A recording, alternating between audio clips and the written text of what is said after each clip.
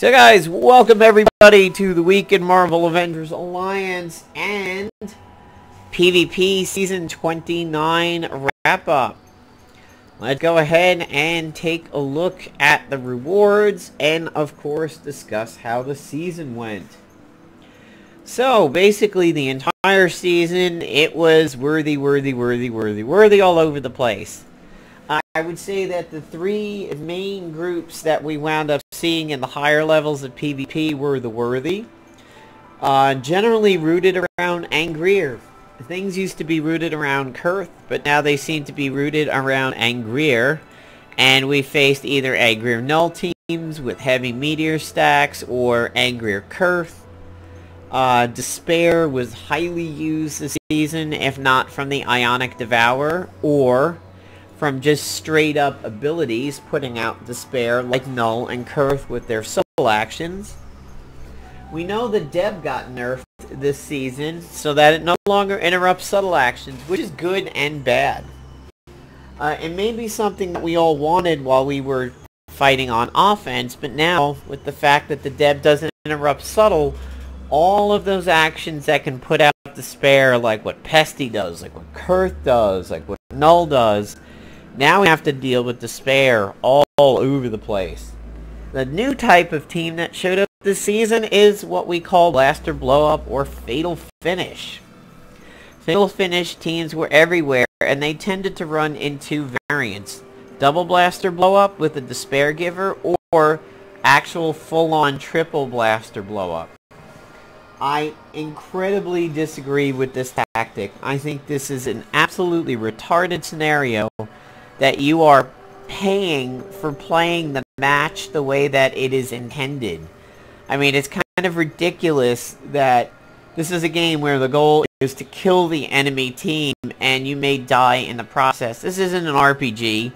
It's not a matter of fighting the big brawny guards or going around the back door and using your lockpicking skills. The goal is to kill things, and when you pay for it, it's ridiculous. I really think Playdom needs to sit down and deal with that damage, or make it subject to actual real damage where Mirror Reality protects against it, or being phased doesn't allow you to get hit, or just like nerf the damage. I mean, it is really an extremely cheesy tactic to go full on Fatal Finish. That's pretty much the majority of what I saw. I didn't see that much of the Sinister Six, although some people have said that they have seen some Sinister Six down the stretch. Didn't see Hellcat, didn't see Shocker, didn't really see Electro, did see some Pesty Enchantresses, did see some Beta Ray Bills with Vix. I'm really surprised Electro was not anywhere this season. The SpitBlade teams were pretty big, SpitLord teams were pretty big, lots of intangibles. So let's go ahead and take a look at the rewards. So I was up in the 2100 range when I went to bed on Thursday, and in 5 hours I went negative 188, which is just flat out ridiculous. Flat out that they basically lost everything along the way, but ridiculous that I took something like 13 to 15 matches in 5 hours. Just trash. Utter trash.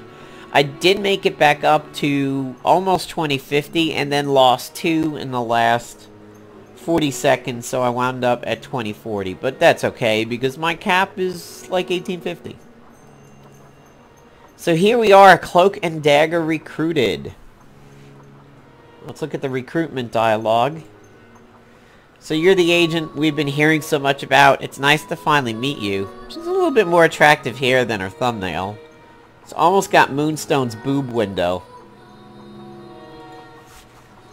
Are you ready to walk in the shadows? Don't mind him. Cloak just likes to be intimidating. The type of people we usually deal with. Well, maybe you can understand why he seems a little foreboding. That, or maybe it's because I can feed off the life force of another. No need to worry, just as long as Dagger's around. Seriously, Ty, you can be horrible sometimes. So he's the Debbie Downer, and she's the fun one of the group. So here's my final rank, 2039. Let's see if I could still show you what my last... So these two right here is what knocked me out. This guy, Prince, is a definite fucking cheater right here. I mean, never been Ada until now. These bonuses, and I mean, look at this guy's gear. 1 ISO and a triple suit, no 5th slot, and these items, this does not beat my team. Gotta tell you, my defensive team does not lose to something like that. I mean, it's kind of ridiculous, and no chapters, but I blame this guy on my non-2050 finish. Because 17, I mean, that would have done it. That would have been 2052 right there. Alright, so let us research the suit. And by the way, guys, don't forget, I used to make this mistake too. You can't just find the suit in your inventory. You do have to research it. Alright, so let's go on a mission and let's equip this new SpitBlade and let's play with Cloak and Dagger. By the way, most people have gotten Deathlock this week. Here she is for me. Since it's beyond just the PvP Season 29 wrap-up, it is also the week in Marvel Avengers Alliance. You know, it's funny. Cloak and Dagger is over here, but Shocker and Deathlock are after. So, here's Lady DL. Her sprite, they've said they're gonna fix. But, I mean, she's messed up all over the place. As I pointed out before, her cybernetics are away from us. On her left side here and here. But here, it's close to us on her right side. I'm smart enough to leave a training bay open for Cloak and Dagger today. I've gotten to the point where I'm really okay with Cammy now. I'm definitely enjoying her now that I've given her some ISOs. And ionizing over here, Grace over here. Cammy's gotten a little bit more fun for me. We do have a Scrapper daily. I don't know if we can use... I don't know if Cloak and Dagger is going to be a scrap... No, she's going to be an infiltrator. Funny, we could sort by scrappers and she appears, but if I sort by infiltrators, she doesn't, yet it says her base class is an infiltrator. What the McFuck played on? Like, seriously. So, Shocker is coming along for me. I still enjoy Electro a lot better, but I now have Shocker to the point where at least I have his snakeskin mobile. Speed buggy. Speed buggy. Zoom, zoom, zoom. It's okay. I like collapsing on his Shocker smash. And in reality, the way that he does it, the fact that he goes up in the air and then comes down, yeah, it's kind of, I guess, a ground effect. But, I mean, fumbling and hobbled is good. If you were to use him in PvP, I definitely would do erupting so that you hit the flyers. But, you know, ground has had some really, really nice ISOs lately. That fumbling one's amazing. Deathlocket is still a complicated character. Even, I mean, forget the AI using her on defense. I think she's just complicated to even use, like, from human being brain. And you get a feel for that in her sim. It's really odd, but she's 8 going on 9, which is pretty cool. A good blaster sim away from being max level. So let us take a look at Cloak and Dagger. God, that's gonna be... That sprite might rival Angel in terms of size. This might be crazy big on your screen. I can't wait to see this in an actual fight, because this is probably going to be bigger than Archangel. Her stats start off really, really well in just about every category except the defensive ones. I mean, she's 4-barred, health, stamina, attack, and accuracy. That means ISOing her is going to be pretty simple. You might barely have to touch everything, and then you could get super defensive on her. and dump a lot into defense and evasion. Because, you know, maybe like 2 or 3 chaotics, and you're gonna 5 bar plus all the really strong categories. She's got very high stamina, which is nice. If you plan to use her in PvP, it's nice that somebody inherently has stamina. So if she counts as an infiltrator, let's see what her class is. It's probably going to be... Alright, so she's going to count as an infiltrator, which means the covert ISO is going to be good for her. And possibly reflexive, possibly Sting. You've tasted this blade before. Its name is Sting. Alright, so Bright Blades. Ethereal Strike, which is good. Screws up all those Ethereal teams. Psychic Energy Attack, which also screws up all those Ethereal teams. Diminished Resolve, Purged. She gains Rising Up. Blackout. All enemies get their buffs removed. They get Dementia. They get Dark Forces. And everybody gets the Dark Force Dimension. Drains health over time while they're affected. Cloak and Dagger regain health over time while affected. So it's a 4-round cooldown, but it's up for 2 rounds. Everybody's getting drained, and they're feeding off of it. You sick vampires, you. Shot in the dark. All enemies get a determination attack. Oh, it must think I'm in PvP. Hold on. The damage is like super low there.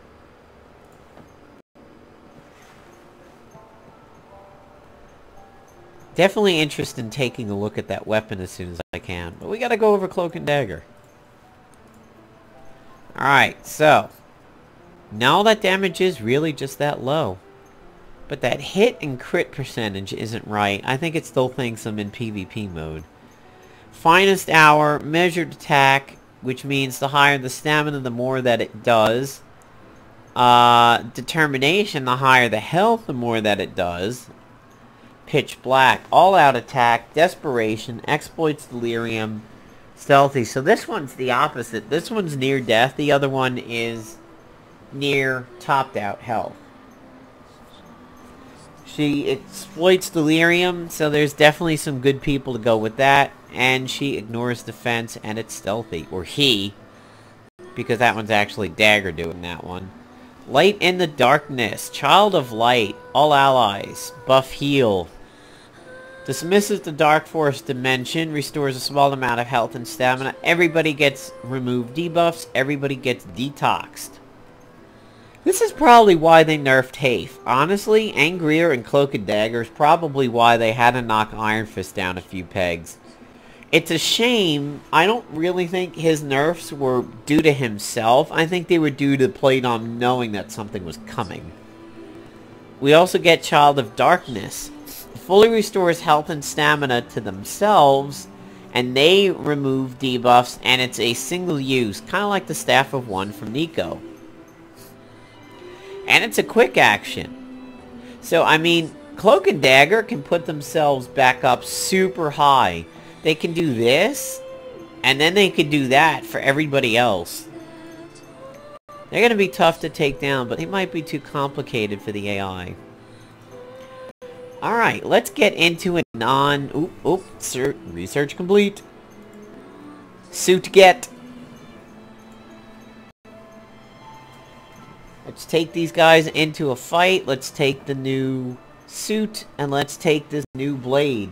The anti-tank blade. By the way, if you want to see a similar effect to the blade, you can always take a look at the Munin's eye if you have it. I brought up on the stream on Wednesday that I think we are due for a gold sale, so we may have one this weekend.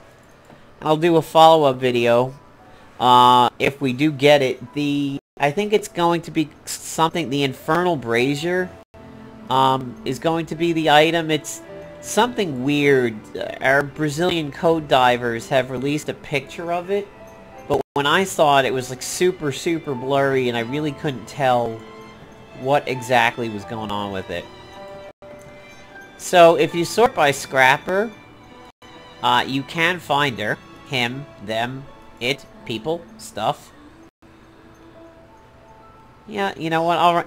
God, how bitchy would this be in PvP? Look at the size of this. You just can hide whoever you want in the #1 slot and put Cloak and Dagger and Archangel down here, and all the noobs will never be able to target the top target over here. They'll be like, I can't click it. The wings, the cloak. Ah. Alright, let's try the suit, let's try the gear. By the way, it may be risky to run this new blade with Cloak and Dagger at level 1, because if you're forcing them to tank at level 1, they might not appreciate that very much.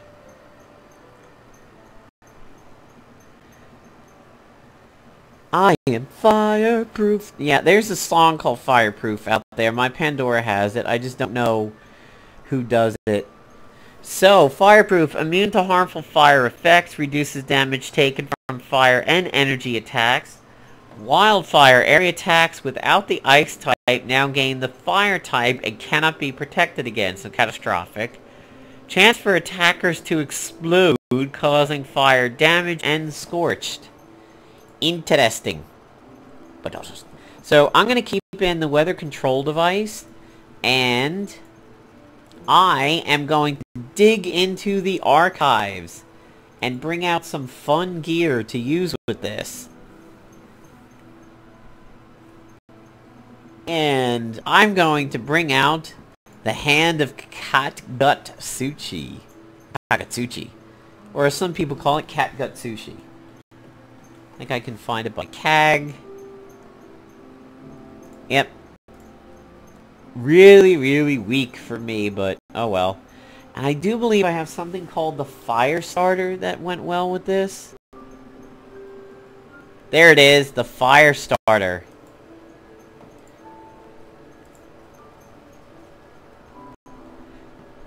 So that's going to be electrical fire at this point. Alright, let's run with it. Wow, I look like a fucking demon. Oh, how cool is that effect? Look at the Hand of Kakatsuchi with this suit. That's really cool. I like that. I can't wait to see this. This is going to be fun.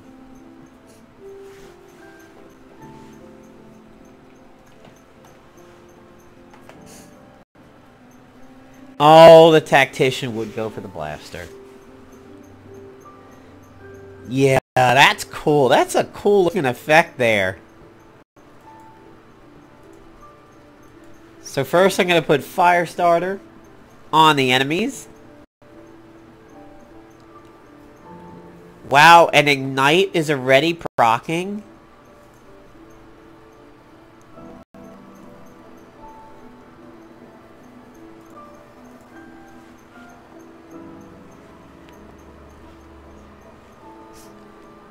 Alright, so here we go. Here's Cloak and Daggers. Oh, the blade. I didn't get the blade.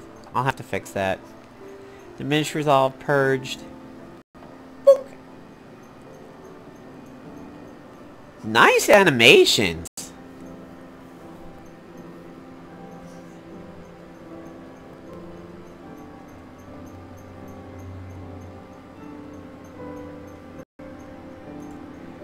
So this should now be fire, right? Or is it just... Oh, it's just area.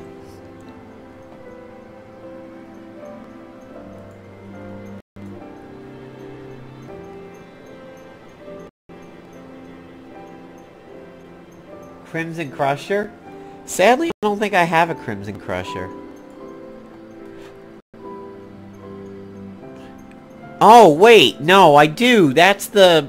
Yes, I do have the Crimson Crusher. That's the Bucky set. Well, the Captain America Spec Ops set. That's an awesome effect over there, though. Yeah, so I gotta get that blade. Hold on a second, folks. Let's get a blade out.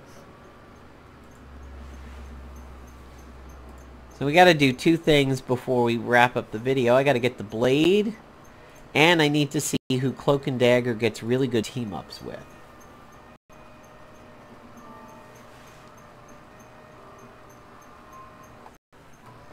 So where is the Shocky Scrapper suit and the Bruiser suit tend to favor single targets, the Blaster suit seems to be favoring AoE. So who's a good team up for her? Anti-Venom's big. Black Cat is fairly big. That's cool. She's training from me. She'll get to pair up with Cloak and Dagger. Let's see. Wow, Black Cat punished. No. Black Cat and Anti-Venom are her biggest team-ups. Debbie, Kleptomaniac, Maximum Carnage street level. And Anti-Venom's got 3, Black Cat's got 3. So she doesn't have any 4s, but she's got 2 pretty solid 3s. And honestly, I can see Anti-Venom going with Cloak and Dagger. You just keep buffs off the enemy team the entire time. Alright, let us try to put on the Crimson Crusher, as was pointed out to me. And let's get that new blade going over here and see what that is like.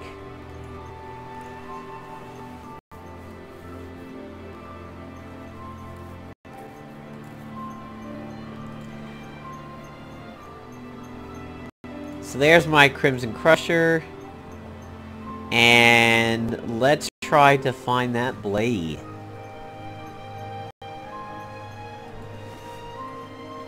SpitBlade, I think it was what it was called. There it is.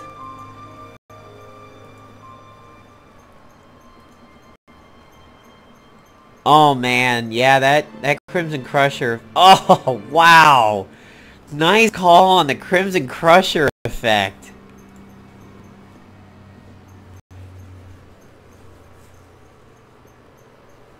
That's cool as hell. So it takes a second and then it kicks in. That's fun. Oops.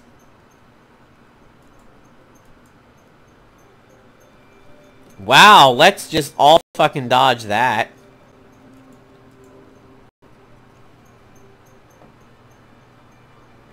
So, taking a look at the blade over here.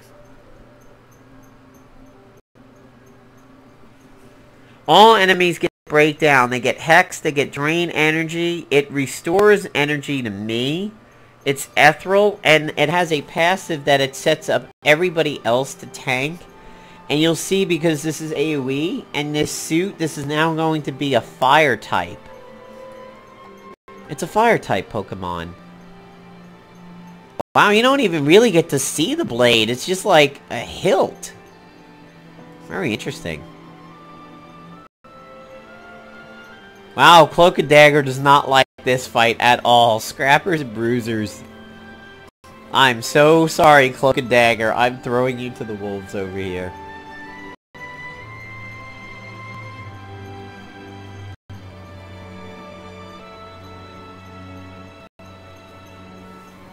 By the way, in PvP, if you ever find yourself subject to the whole I can't click when I want to click thing, don't forget you can click people here or on the timeline.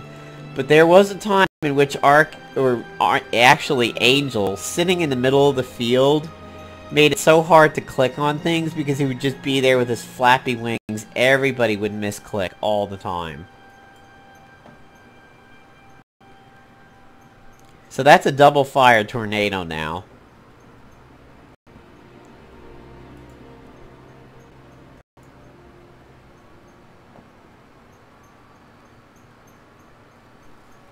That's pretty cool. It's going to be interesting to see what kind of effects we can pair up with that fire hand.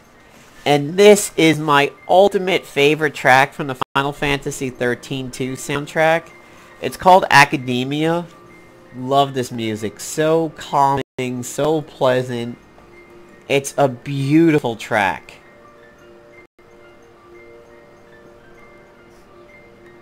I truly believe Final Fantasy finally got it right with the soundtrack again.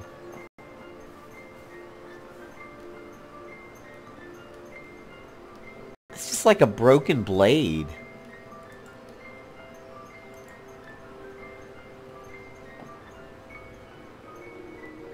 It's the Lord of the Rings blade. It's the Blade of the Kings.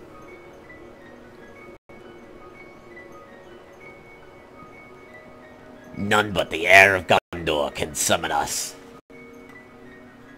The blade was made whole again.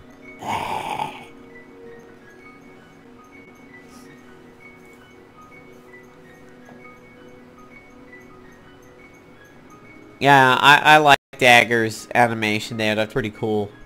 Be interesting if you start doing some of the dark attacks. If you see Cloak doing the moves instead of Dagger. I think that's probably what we're going to be facing. God, this is such a soothing track. I love this track.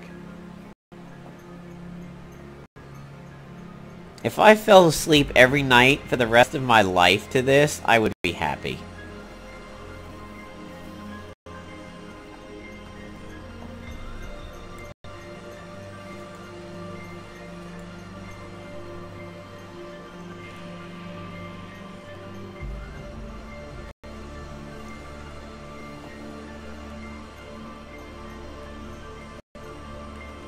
Actually, I think what she has is kunai.